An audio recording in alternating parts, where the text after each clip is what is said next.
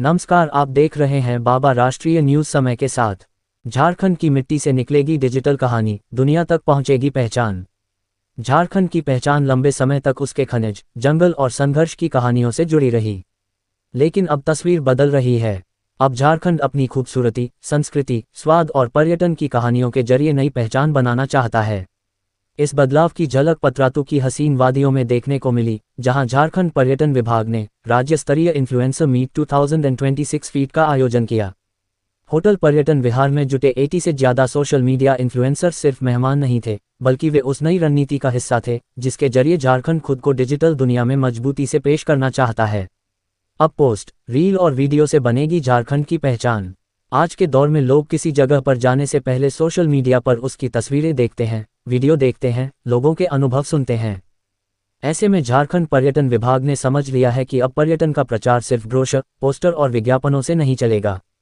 इसी सोच के साथ इन्फ्लुएंसर एंगेजमेंट पोर्टल लॉन्च किया गया। ये पोर्टल राज्य के कंटेंट क्रिएटर्स और इन्फ्लुएंसर्स को पर्यटन विभाग से सीधे जोड़ने का माध्यम बनेगा। यानी अब झारखंड के युवा क्रिएटर्स सरकारी स्तर पर पर्यटन प्रचार का हिस्सा बन सकेंगे। ये सिर्फ एक पोर्टल नहीं, बल्कि झारखंड के पर्यटन प्रचार के तरीके में बड़ा बदलाव है। सरकार की नई सोच, अपने लोगों से अपनी कहानी। कार्यक्रम में मौजूद पर्यटन मंत्री सुदिव्य कुमार ने जो बात कही, वह इस पूरी पहल का सार समझाती है।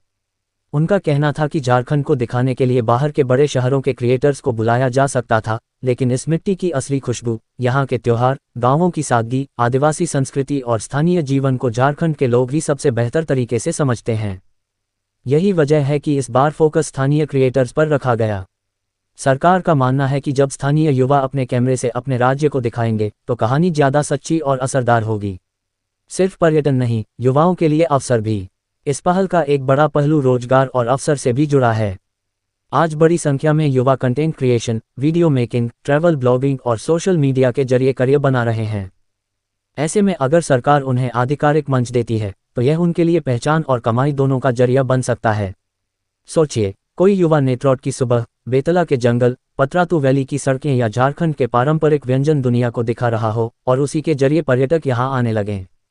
इसका फायदा सिर्फ उस क्रिएटर को नहीं, बल्कि होटल मालिक, स्थानीय दुकानदार, गाइड, ड्राइवर और छोटे कारोबारियों तक पहुंचेगा।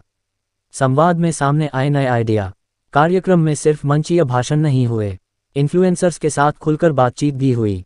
डिजिटल स्टोरीटेलिंग कैसे बेहतर हो, पर्यटन स्थलों को किस तरह नए अंदाज में पेश किया जाए, क्या स्थानीय संस्कृति को छोटे वीडियो के जरिए दुनिया तक पहुंचाया जा सकता है, ऐसे कई मुद्दों पर चर्चा हुई। कई इन्फ्लुएंसर्स ने सुझाव दिया कि झारखंड के कम चर्चित पर्यटन स्थलों को भी सामने लाया जाए। सिर्फ मशहूर जगहों तक सीमित रहने के बजाय गांवों, लोक कला, हस्तशिल्प और खानपान को भी डिजिटल कंटेंट का हिस्सा बनाया जाए। झारखंड की इमेज बदलने की कोशिश। सच ये है कि देश के कई हिस्सों में आज भी झारखंड की छवि पूरी तरह पर्यटन राज्य की नहीं है। बहुत से लोग इसे सिर्फ उद्योग, खनन या पुराने नक्सल प्रभावित इलाकों के नजरिए से देखते हैं। लेकिन झारखंड की असली तस्वीर इससे कहीं बड़ी है। यहाँ झरने हैं, पहाड़ हैं, जंगल हैं, धार्मिक स्थल हैं, लोक कला है, आदिवासी संस्कृति है और ऐसा खानपान है जो लोगों को अपनी ओर खींच सकता है। अब सरकार उसी तस्वीर को सामने लाना चाहती है। पतरातू से निकली डिजिटल पर्यटन की नई राह। पतरातू की वादियों से निकला ये संदेश साफ है कि झारखंड अब खुद को नए अंदाज में पेश करना चाहता है।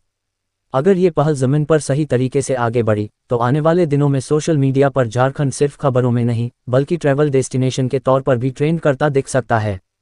और तब शायद कोई पर्यटक यह न पूछे कि झारखंड में देखने लायक क्या है, बल्कि ये पूछे कि पहले कहाँ जाएं। और भी ऐसी तरह तरह की न्यूज़ को देखने के लिए हमारे चैनल को लाइक करें, सब्सक्राइब करें और बेल आइकन जरूर क्लिक करें। इससे हमारे आने वाली न्यूज़ की नोटिफिकेशन आप लोगों को सबसे पहले मिले।